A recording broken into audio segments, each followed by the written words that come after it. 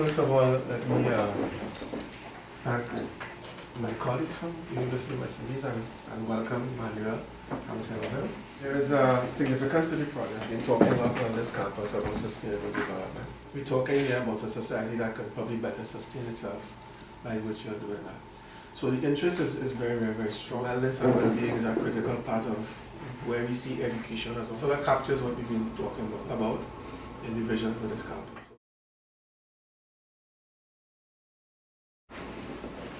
Thank you, Prof. Copeland, for hosting us for this MOU. And may I offer on behalf of the project, Work-Life Balance and Aging, to a warm welcome to Mr. Emmanuel Joseph from the University of Antibes. The project, as Prof. Copeland said, is well placed in the arena of novel thinking and moving us forward. I know in many ways we think of the future as technology, but the future is with us in terms of the demographic shifts and changes. And what this project has anticipated is two major things. One, that the impact of that shift on the aging population, impact on those who work to support. And I think it is something that we have had to consider carefully. And if we look around, there are very few projects. In fact, ours is the first in that arena. I want to thank in particular, and this partnership with SEMAVIL has in fact been driven primarily by Dr. Cheryl-Ann Boodram. She's taken this on, that component of it, and she actually is going to drive this part of it. And I know she's absorbed it into social work a lot. There's another nice way we've been looking at the project as we've been developing it over the year. And you know, we tend to think of gender as the empowerment of women. In a way, we've been working to refashion what gender means in some ways, you know, and this partnership with social work has meant another kind of thinking about gender. I see gender as the social conscience of a society, and that social conscience has always involved social work. And that kind of both the empirical, theoretical, practical aspects are coming together very nicely.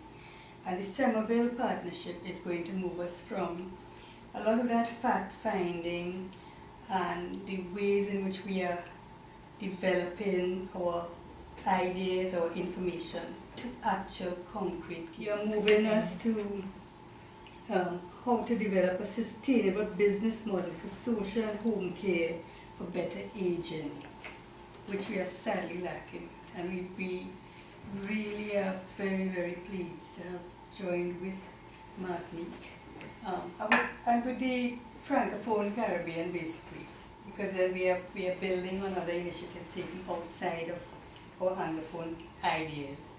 So that would bring us together in other ways, and I think that would be really valuable. I understand from Mr. Joseph that they already are working with Dominica and St. Lucia. So there are initiatives that are going on with us. We are sorry that Mr. Mark Anthony could not make it. He was meant to be here, and he's the CEO of SEMAVIL. So on that note, thank you very much, Principal, and Ms. Scoret for organizing all of this and helping us through with this, and to colleagues for supporting us in it. We really look forward to making this project move from paper into actual practice, policy and practice, and it is driving the project. Thank you.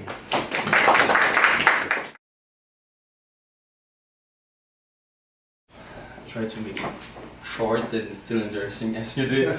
And first of all, I would like to thank, it's pretty informal and to do that, but I would like to thank Mr. Boodram and Mrs. Soku, because over the last weeks and last month they did a lot. We have been following a lot the project. We met more than a year ago in Dominica, actually, into an international conference, so we've been talking a lot about it.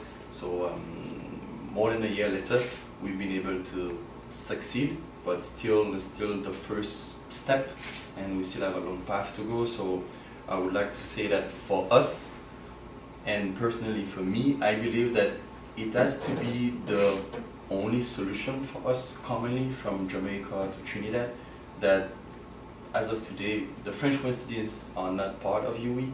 So with those projects, the aim is to bring people together, get to know each other, and find together, of course, data collection, but especially find solution and see how through this whole program we can help developing the different countries via education, research.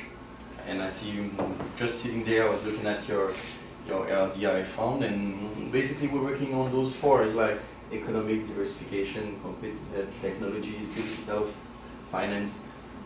This matter is so huge and so important that it's covering all those paths, all those domains that we have to work on, and definitely it has to be, of course, it has to be cost driven, because otherwise we won't be able to achieve.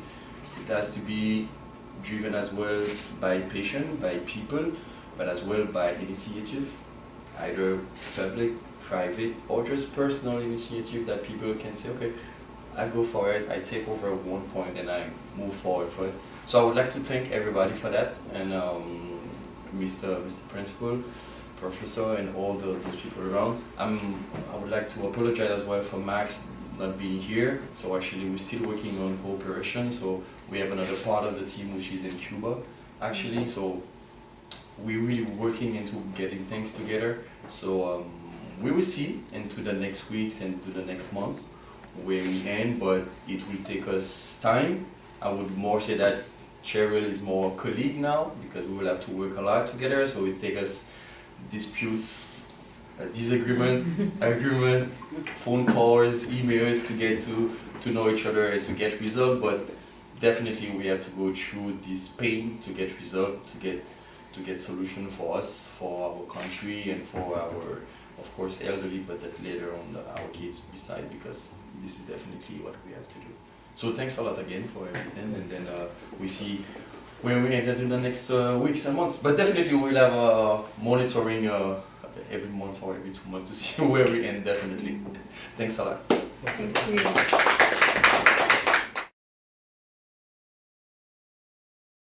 It has been a very short ceremony, but I think it's an important ceremony nonetheless.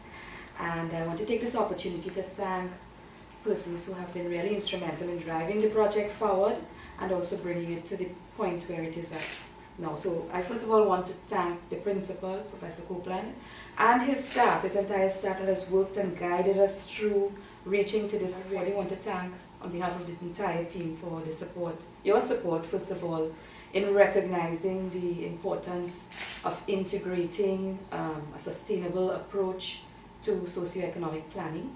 You know, we often find the word sustainability coming from the natural sciences or from engineering, and we really want to integrate, as you said, sustainability in socioeconomic planning. And I think this project is going to reach there by leaps and bounds beyond what we've heard before.